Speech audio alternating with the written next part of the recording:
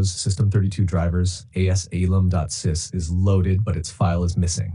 Please reboot your system to unload the driver. Close quote. This error is caused by Avast AVG antivirus. aswElam.sys is Avast's early launch anti-malware driver. Even if Avast has been uninstalled, leftover driver files can cause Game Pass Xbox PC games like Gears of War Reloaded to fail at launch.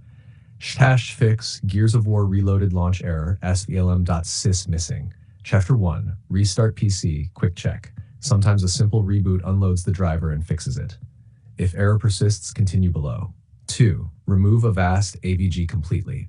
If you have Avast or AVG installed, uninstall via Control Panel, Programs and Features. After uninstall, run the Avast Clear tool download here. Please open your app to see this link. This removes leftover files like aswElam.sys. 3. Delete or rename aswElam.sys if leftover. You can see the code in our conversation history. Look for aswElam.sys. If found, right-click, rename aswElam.old. If not found but error still shows, it's a registry entry issue. See step 4. Thar 4. Clean registry entries. Press Win-R, regit it. Navigate to, you can see the code in our conversation history. Right-click aswElam, delete. Restart PC. #5. Repair game files, open Xbox app, Game Pass.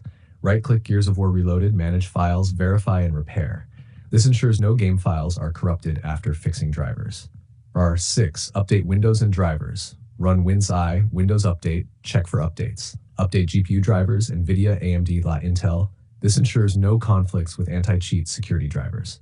#7. Reinstall game, last resort. If nothing works, uninstall Gears of War Reloaded. Delete leftover folders you can see the code in our conversation history.